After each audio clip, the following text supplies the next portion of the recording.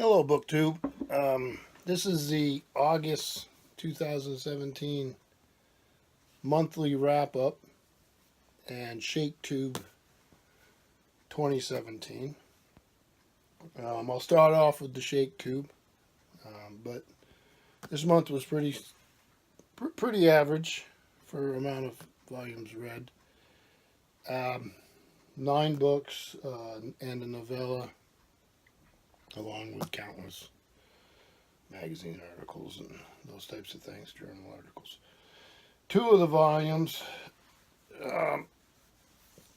were by Shakespeare. So like I say, the Shakespeare 2017, ShakeTube 2017. The first was The Taming of the Shrew, which I enjoyed. Not sure Shakespeare would have, well, I am sure Shakespeare wouldn't have built his reputation on that play, but it was fine. The second play that we read is of a different caliber altogether, and that was Richard III. This little Dover edition. I also read it in an annotated version I have in a set by A.L. Rouse. And, of course, this Marjorie Garber Shakespeare, after all. I used a section on Richard III that she did.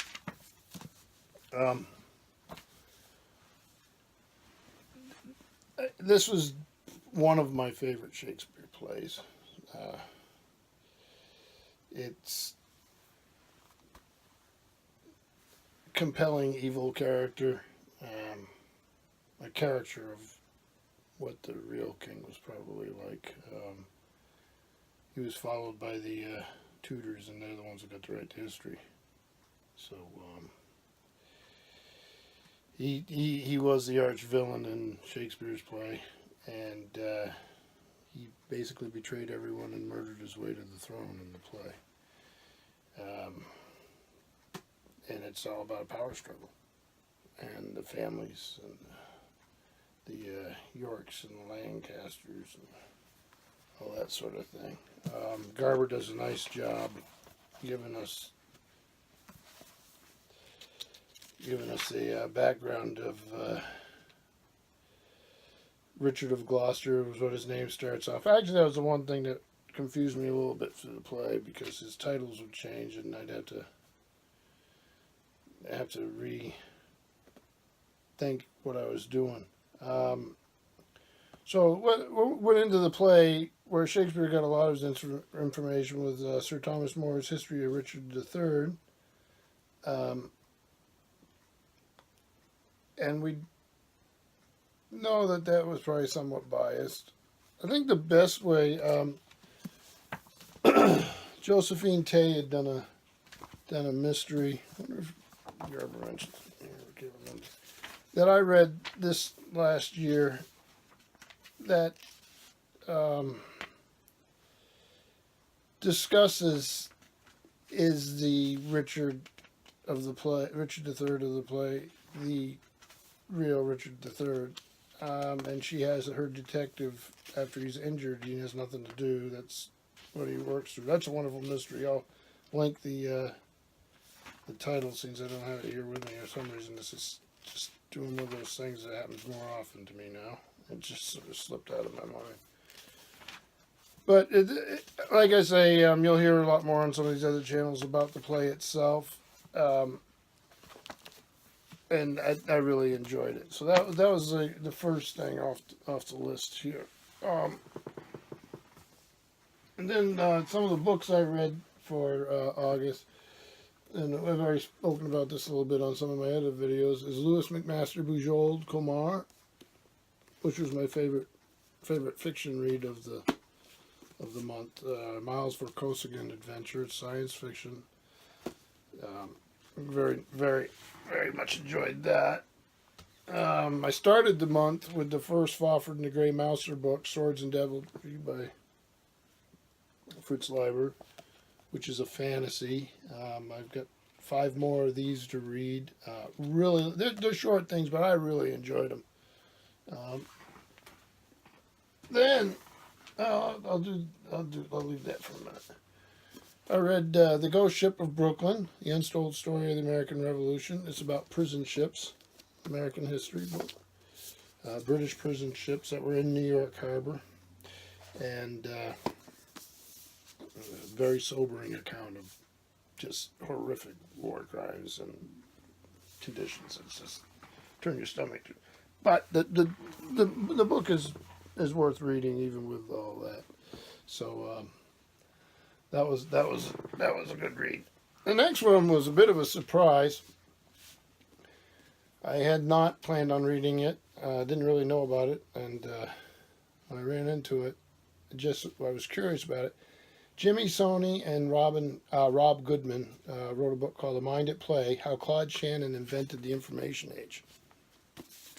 It's a biography of an engineer, mathematician type of fellow who everything we're doing, even here on YouTube, he's the mind.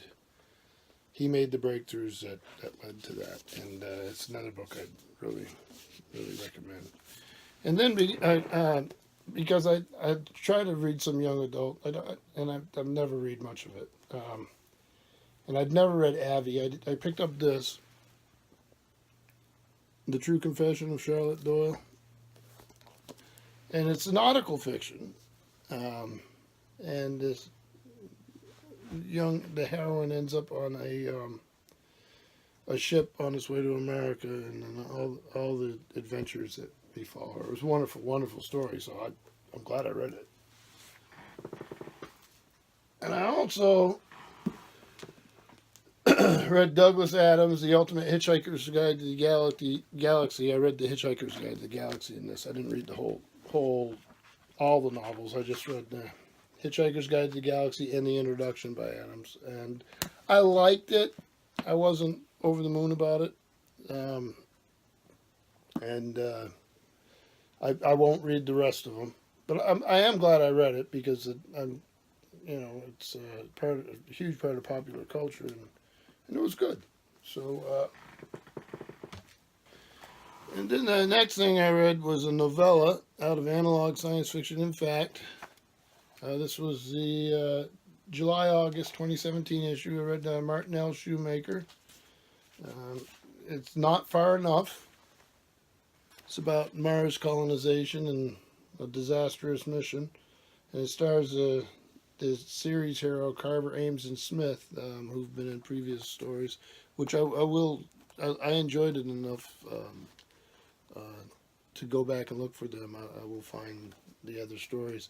And that's hard science fiction. A very good story. And finally, I read Leonard, My 50-Year Friendship with a Remarkable Man by William Shatner with David Fisher. And this was published in 2016, Thomas Dunn Books, St. Martin's Press. Let's see, give you some pictures here. This was, in many ways, an uncomfortable book.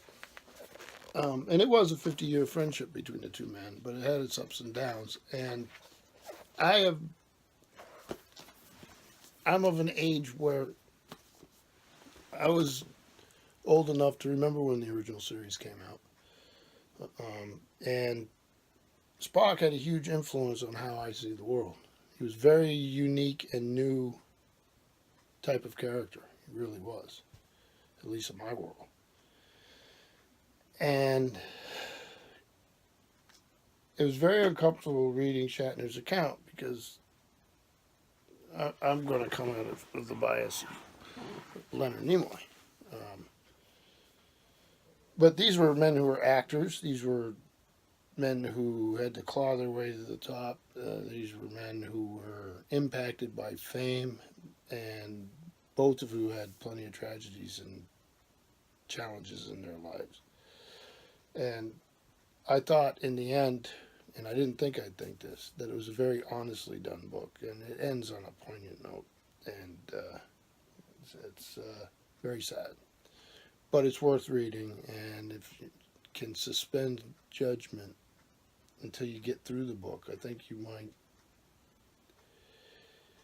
For me, it was both men came out altered in my estimation, and both who I like, and yeah, there was a book that hit me on a couple levels. So Leonard, my 50-year friendship with a remarkable man by William Shatner. So that was the reading for the month. Usually on the monthly wrap up, I'll give a indication of what I'm going to be reading, and I usually read a book a week that I choose, and then whatever's added to that gives me some flexibility. I just started this. David Weber, War of Honor. It's an Honor Harrington space opera, hard sci-fi type of thing. This is a great series from Bean Books. I love these books. So, but like I say, it's over 900 pages, so it'll go fast. The other thing is Memento Mori is doing the Decamerama. I hope I'm saying this right, by Boccaccio. So today I'll start on that. I have an edition here from the 1930s. So that will take up part of the month. I do have The Massacre of Mankind, which is a sequel to H.G. Wells' War of the Worlds. I'm working on that. And then, of course, we'll have each week a Shakespeare play for ShakeTube 2017. So it'll be a busy month, but I woke up this morning, it was 45 degrees Fahrenheit. A bright sunny day. So the season is definitely changing, so we're getting into fall. So pretty soon the leaves will turn color, and we'll be going apple picking and all the fun autumn stuff. So thank you, BookTube.